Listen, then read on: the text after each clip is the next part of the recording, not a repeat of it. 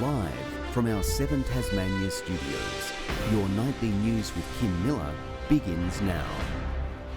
Good evening. First tonight, Tasmania's community sector is raising the alarm, saying they'll have to cut back services without urgent funding reform. They say rising costs are outpacing government funding, with demand as high as ever. When the people of Deloraine need help, they turn to their neighbourhood house. But what happens when their cupboard is bare too? We did our numbers just the other day. We've used 80% of our funding in 60% of the time, which is something that's not unusual. Reeling from rising costs and seeing more people in need of a feed. They're now worried about providing. I think we'll just evaluate and reschedule the way we do it. So it may be a case of, instead of doing some things once a week, it may be we'll do them once a fortnight. So over the last 20 years or so, while CPI in Tasmania has increased by about 70%, funding to community service organisations has only increased by about 45%. Tasmania's Council of Social Services says the current funding model doesn't stack up. Worried crucial services are in danger of being cut off. In the north of the state, there's a residential rehab. Right at the moment, they're looking about cutting about 4 staff. I have not seen things this bad. We're hearing from our members that they've never before faced these choices. The state government's reviewing funding for the community sector in the lead up to this year's budget. It's also provided $5 million extra for organisations like Food Bank last year. Quite frankly, this is an industry that we cannot afford to have fail. It's the industry at the coalface of the biggest challenges we face in our state. Those used to providing a lifeline in need of one themselves. Josh Duggan, 7 Tasmania News. A Tasmanian family is grieving the loss of their 14-year-old daughter following a tragic incident on private property in Bridgewater yesterday afternoon. Emergency services were called to the residence where an off-road vehicle was involved in a crash. A 14-year-old female passenger received minor injuries as a result. An investigation is underway. Potential witnesses to an attempted murder at Moona's Harris Scarf last week are being urged to contact police. They're investigating the involvement of a dark grey 2007 Holden Calais, similar to the one pictured, which they believe transported the alleged offenders. Anyone who may have seen the vehicle in the area should contact police. 2 youths have been charged in relation to the incident. There are fears an e-cigarette crisis is escalating among Tasmanians, with new research revealing strong community support for better regulations. Anti-smoking advocates are calling for a blanket ban on the nicotine products, hoping to halt widespread addiction.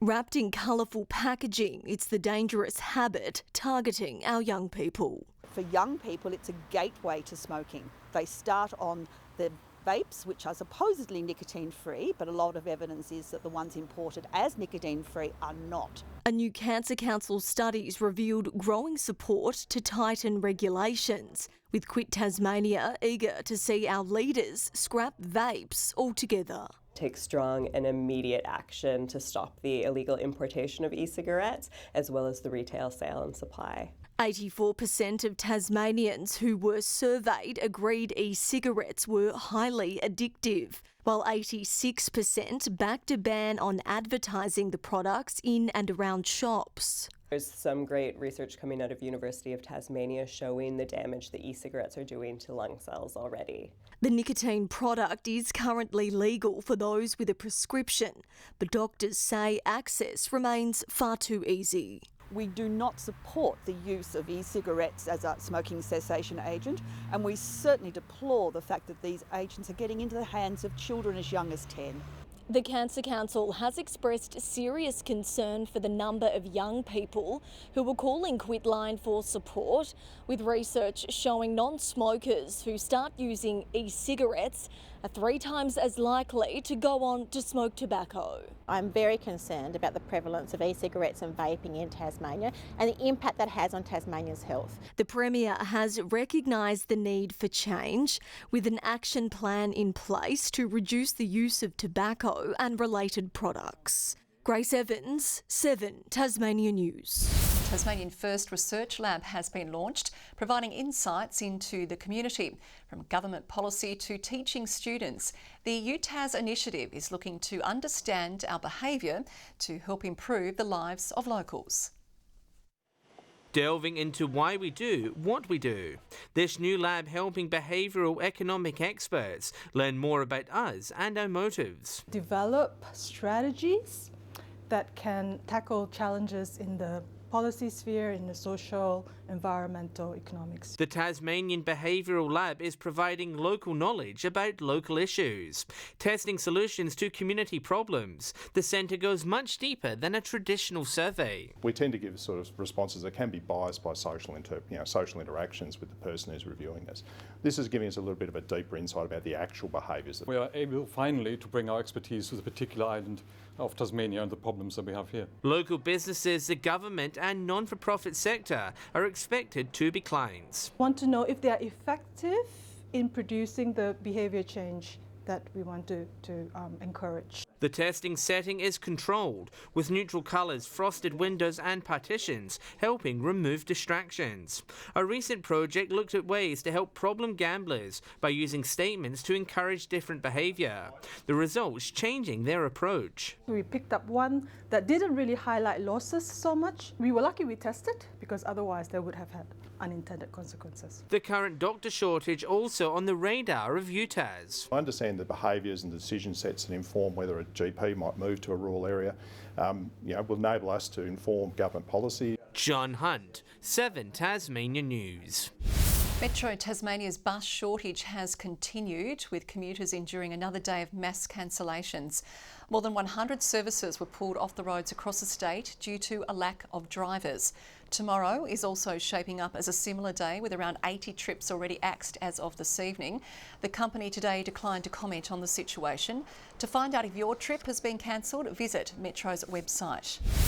The Tasmania Police Association is celebrating a significant milestone in its establishment. The organisation's taking a look back on the achievements of a century-long history in what has been a time of reflection for former and current members. I'm very proud of this organisation and what it's done over the 100 years. Humble beginnings, but make huge strides over time. And we've come a long way for our equipment, officer safety and a whole range of other matters. So this week, it's an important week to us, a 100th year celebration. Mandated safe staffing levels at 7 24-hour police stations are among the latest list of changes, but advocates say there's plenty more work to be done. Well, love is on the tip of the tongue this Valentine's Day, with Tasmanians buying up big for their loved ones.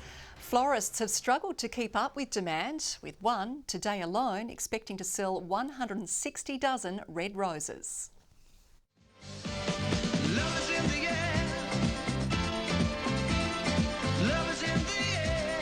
It's the season of love. I keep saying Valentine's is 365 days of the year. The lovely ladies at Launceston's design in decorating their window display with love to spread the word. I did the window display last week. I think any excuse to love out loud, bit of big heart, big love. We're trying to get a bit of excitement in our store, and especially for people driving past. So the aim was to create a little bit of atmosphere out there. While florists have been run off their feet with flowers flying out the door. Valentine's Day has been excellent. It's been extremely busy, both on the farming side and also the retail side. With Tamar Roses preparing for one of their busiest days of the year weeks in advance. At the farm we've produced 1,700 bunches of red dozen roses. We've produced 1,700 bunches of coloured dozens, 700 bunches of spray roses, plus we've probably shipped about 65% of that interstate. While down the road, Botanosaur is steering away from tradition. We only stock Tasmanian grown flowers, so it's a whole mix of stuff supporting our local growers. Oriental lilies and stuff, the chrysanthemums and all are really popular. Lovesick Australians are tipped to spend $500 million this Valentine's Day. Flowers remain the favourite gift of choice, followed by chocolates. While love is really in the air for travellers, with Virgin today dropping its Valentine's Day sale starting from $69. McKenna Bailey, 7 Tasmania News. Monofoma kicks off in just a few days with preparations in full swing. The Director, a 70-minute performance, will show daily at the festival's new Reunion District Hub in Launceston. The show merges the realms of funeral directing and theatre, promising to change audiences' views on death. The show revolves around the concept of death, and throughout the piece he teaches me how to be a funeral director and I teach him how to perform. We feel that we want to be as open as we can to give everyone the chance to put their questions forward if they need to as well. The show aims to spark a conversation around death by taking a playful approach to the often taboo topic. It first premiered in 2017 and has travelled the world. Monofoma will be its first showing on Tasmanian soil. Meanwhile, Tasmania's Heather Graham was also picked up in last night's Women's Premier League auction. The all-rounder was auctioned for the base starting price of $52,000, selected by the Mumbai Indians, while her Hobart Hurricanes teammates Nicola Carey and Elise Villani went unsold. Tasmania and New South Wales have settled for a draw in the Sheffield Shield after Day 4 was washed out. There was better news in the WNCL, with the Tigers cruising to victory over Western Australia. After slumping to 3 for 63, WA opener Chloe Piparo steadied the ship with 59 before Amy Smith ended her innings. Beaten in flight and she's given out.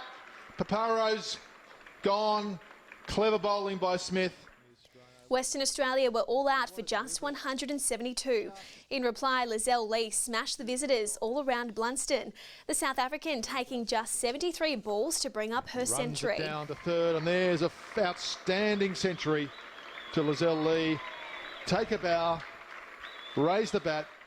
Nicola Carey also hit 60 as Tasmania chased down the target in just 25 overs. The 9-wicket bonus point win also boosting their chances of hosting the final. Good evening, mostly fine across the state today. Hobart's 23, Launceston topped the list with 25 degrees, 21 the maximum for Burnie and Devonport. Below average temperatures overnight, Lyre-Weenie registering just 1 and a high today of 17. Smithton 24, Grove and Bushy Park 23, Friendly Beaches 22, Low Head and the Islands 21, St Helens and Strawn 20 degrees. As we mentioned, mostly clear today, but we did see a bit of cumulus develop. That was over the northeast later in the day, a patch of stratocumulus over the southwest. At most of the nation under sunny skies today, a couple of areas in New South Wales and Queensland with severe thunderstorms, afternoon convective cloud formed over Western Australia. Tomorrow, a high over the Tasman Sea brings settled weather over the southeast of the nation. Troughs run through Queensland, the Territory and WA. The winds mostly northeasterly up to 10 to 20 knots, tending a little northwesterly over the south and southwest, swells to 2.5 metres. Now tomorrow for Hobart, warming up to 26, mostly sunny, sunny for Geeveston, 27 and 28 for Bothwell. What a day it'll be. Launceston 26 degrees, partly cloudy. Devonport up to 23 and 27 for Cressy, always warm there. Burnie partly cloudy and 21, 25 the top for Strawn, sunny for Curry on King Island and 24. St Helens 24 as well and partly cloudy, Swansea 26 and 25 for Orford, nice down the east coast. UV at a very high 10.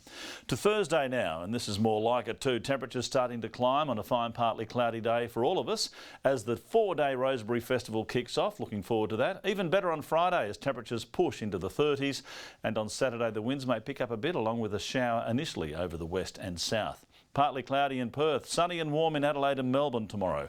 Partly cloudy and 27 degrees in Sydney, a possible shower in Brisbane and storms over the tropics. Bit of cloud about Hobart, it's 20 right now, 21 in Launceston, partly cloudy in Devonport and 18 degrees. For all the lovebirds out there who've been observing Valentine's Day, hope you've had a lovey-dovey, mushy day. I can't believe the biggest array of flowers and chocolates that have turned up tonight for Kim Miller from her husband Pete. I didn't know he was a romantic. What are you planning for him tonight, Kim? Oh, that's awkward. It wasn't from him, perhaps. I'll find out when I get home. And that is all your news for now. We'll be back later with updates. Thanks for joining us this evening. Good night.